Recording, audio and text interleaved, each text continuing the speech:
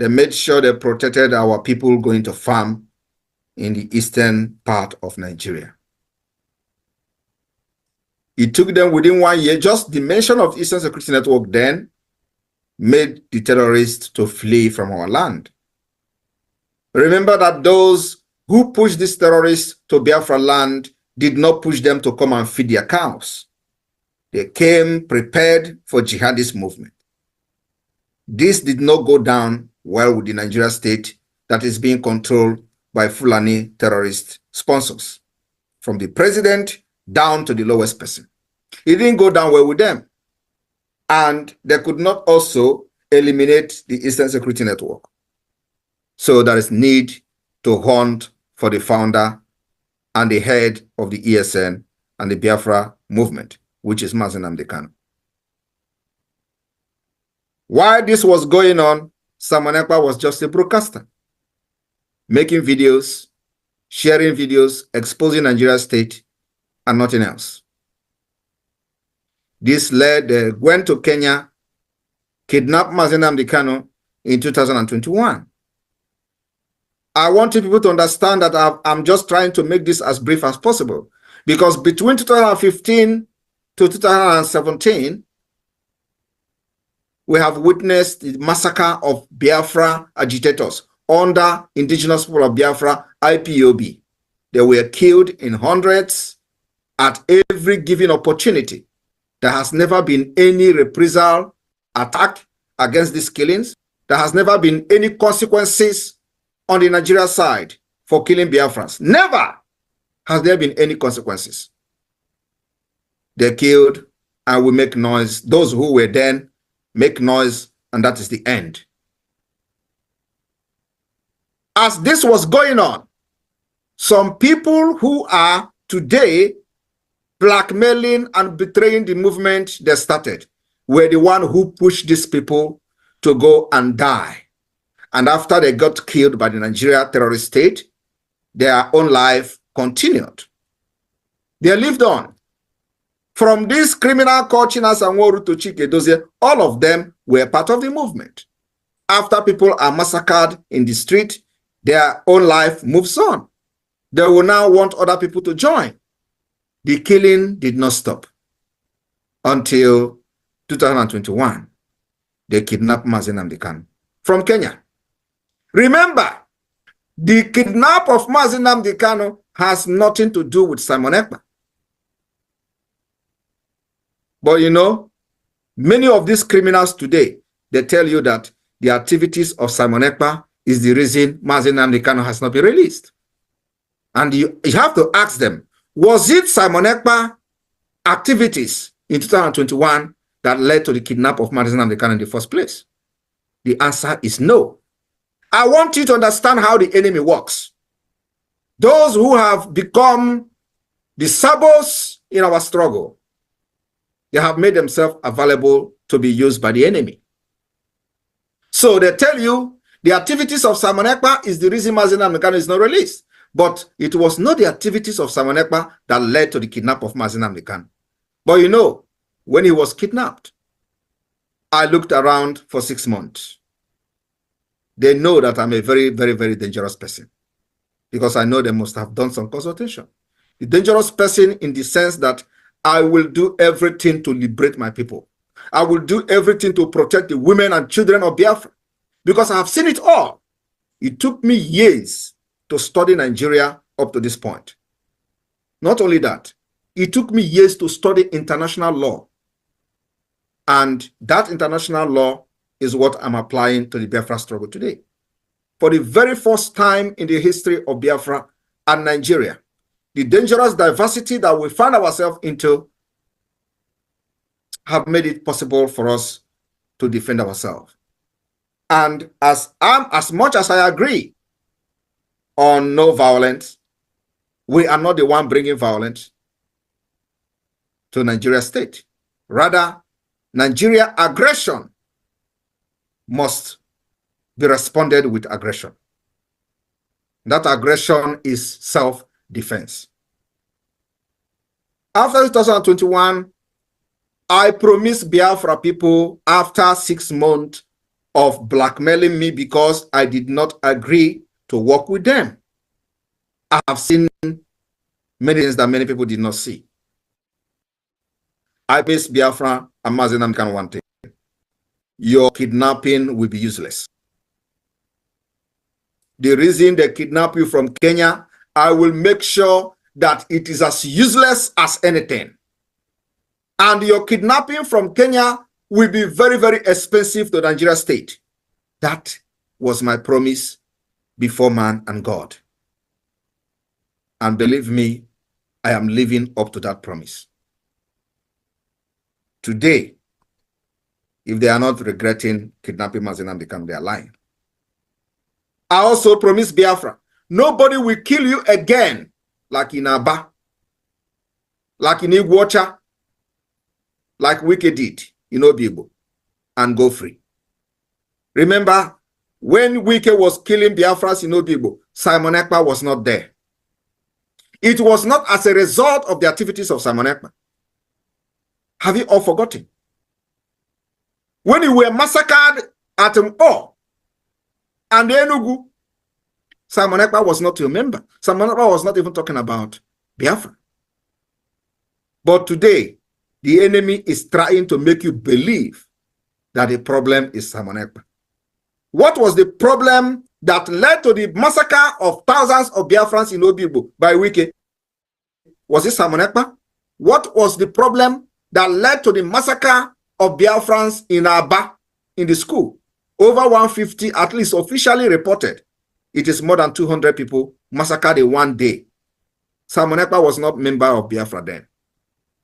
When they were killing people in Enugu, when they were for money training, massacred our boys in Enugu state, Simon Ekpa was not part of it. What was the problem then? What led to the massacre of Biafrans in Enugu? Now, I want you to understand one thing. The enemy have seen that somebody actually knows his right from his left. And that person is the Prime Minister of Biafra today. For the very first time in the history of Nigeria and Biafra, we say, even though we are fighting for the exit of Biafra peacefully, we will not fold our arms and watch you kill us again and cry on social media. No. When you come with your arms, we will defend ourselves with our own arms. And that is exactly what is happening today. But you know, they are crying. And I want you to understand, ask yourself a question. They say Simon Ekpa is killing military in the East. What are the military doing in the East? Are you not in democratic system? What is the business of military in your street? Why are military having checkpoint in Biafra land? Is it not, are we not in democracy? I want you to know the answer today. The answer is because they feel threatened. They feel that Biafra, it is time for Biafra to go. They feel that Nigeria have expired. And the only challenge Nigeria has is coming from the East. And let me tell you, no amount of bullet will suppress the challenge that the East is giving to Nigeria today until the exit. So they try to make you understand that Simon Ekpa is killing soldiers. And I want you to ask them, what was Simon Ekpa doing when the people of Biafra were massacred at Mpo? Just last year, they killed them in Aba. Was it Simon Ekpa? The answer is no.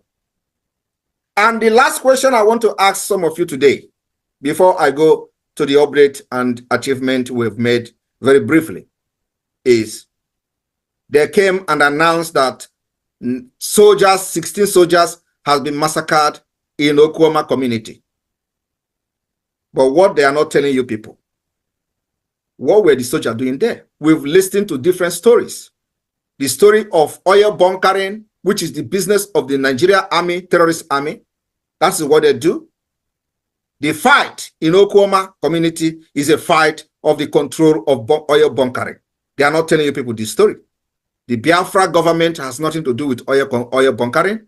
We are going to control our natural resources by ourselves, by force, by arms, by everything possible. And when that time comes, you will know that Biafra government is responsible for whatever that is going on in control of our resources. The time is going to come. Now, if they are crying about the soldiers that have been killed in Iguacha, how many times have they cried that the Biafra Liberation Army killed soldiers? But they are complaining and crying every day for nothing. At least you have seen that soldiers were killed in the Okoma community for bunkering, for oil bunkering. But have you seen them crying that, mentioning it, that Biafra Liberation Army have killed the Nigeria Army and they want to revenge? Have you seen them saying it? Ask yourself, why is Okoma community different? Because they know the validation of Biafra will begin from there. But they are not mentioning it. Do you know, as they are killing Biafrans, Biafra army are neutralizing them? Do you know how many numbers of all these terrorist army that Biafra Liberation Army have neutralized? Thousands of them. I am saying, I want you to cut this particular segment. Thousands of them. And if they have not neutralized them, they will level entire village in Biafra land. We will not allow that anymore. They have done it before. But the question I want to ask those sabos, why? All right, wonderful people, welcome back to this wonderful channel where we'll bring you back-to-back update and information as it is hot. In case you have not joined our social media handle, what are you waiting for? Kindly go ahead and subscribe, like, comment, share, and also remember to on your notification button so that whenever our news drop, you could be the first. So we'll collect our, let's go down to the news proper as it is hot. Before I go to bring you the information and matters where we say it happen for the land of the indigenous people of Biafra, make I bring you matters of two soldiers for Dangote refinery, as it has been reported that these two soldiers has been detained who carried out an operation of taking armored cable from that Dangote refinery, and this is a very regrettable act and it paints a bad image of the Nigerian army. Let's go down to the full detail of the information. The Nigerian army on Wednesday said two soldiers accused of stealing armored cables of the Dangote refinery are currently in custody. Maybe before I continue, I want to talk on one or two things based on these soldiers and what could lead to that particular act of stealing armored cables. As it be, I know that nothing justifies the act of stealing, but I want to sincerely tell you that the salary of these soldiers are very poor. Sometimes it is not even enough to take care of their families. The same thing applies to teachers, the same thing applies to lecturers, the same thing applies to civil servants all over Nigeria. Of course, you know the cost of thing now.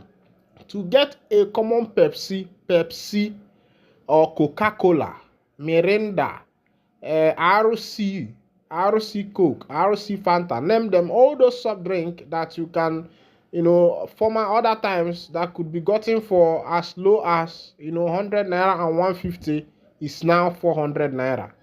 So if you don't have up to 400 naira, it means that you will not be able to take a soft drink. And when you are getting two soft drink, you are already spending close to 1,000 naira. And this is to show you how devaluated the Nigerian naira has become. Meanwhile, that's not going to be a justification to the act of theft that these two soldiers carried out. But to be plain with you, what the Nigerian government is giving to their civil servant is a peanut compared to what these politicians are squandering. And it's high time that the government start looking into some of these things. I am telling you that there will be more acts that will be carried out. Now, I want you to look at it from the point of another point. These soldiers are now thieving armored cable to survive. Don't you think that these soldiers, who are also some of them who are also armed, could carry out other operations in order for them to survive? Because they say that our people say that the toad does not run in the afternoon in vain. Meanwhile, make I bring you the full detail of that information. They said the soldiers had entered the facility on Sunday in an Acura Jeep, but we are caught at the company's main gate with 897 armored cable that had been cut to size. Reacting in a statement on Wednesday, the Director, Army Public Relations, Major General Onyemawachuku, described the incident as totally unacceptable and highly regrettable. He disclosed that the soldiers were in custody. The statement read, the Nigerian Army is deeply concerned about the alleged involvement of two of its personnel in a reported case of theft at the Dangote refinery in Lagos. This act of criminality, which was prevented by the proactive intervention of vigilante troops and private security operatives on duty at the refinery, is totally unacceptable and highly regrettable. It does not, therefore, represent the ethics and values of the NA. The two suspects have been identified and are currently under custody. But I don't see as that matter they happen. I don't want to carry my head they put for that matter will be say a consign Dangote and the NIG army. But the thing be there be say say our people say that sometimes when two friends are joking, that's when they tell themselves the truth.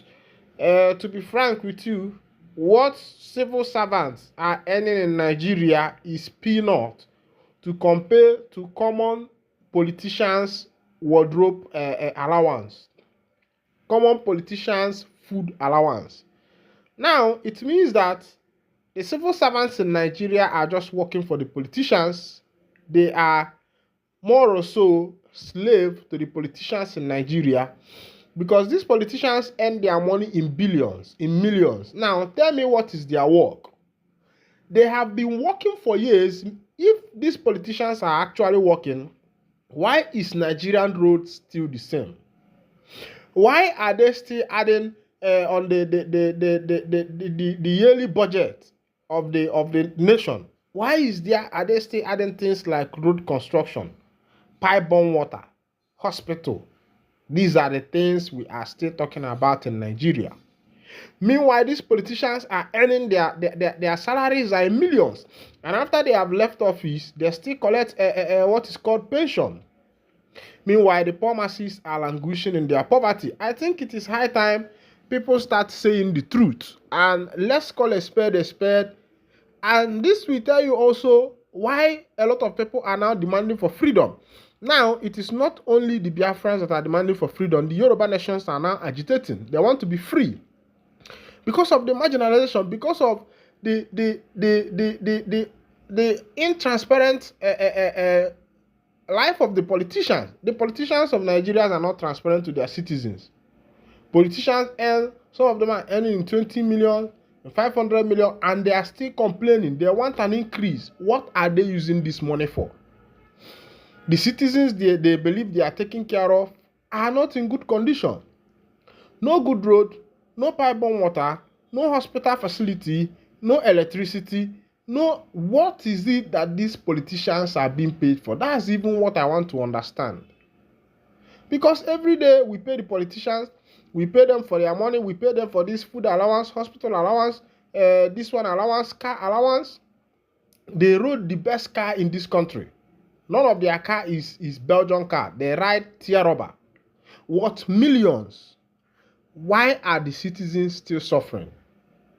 If these politicians are taking this kind of salary per month in this nation, this is to tell you that there is money in this nation. Now, what are this money being used for?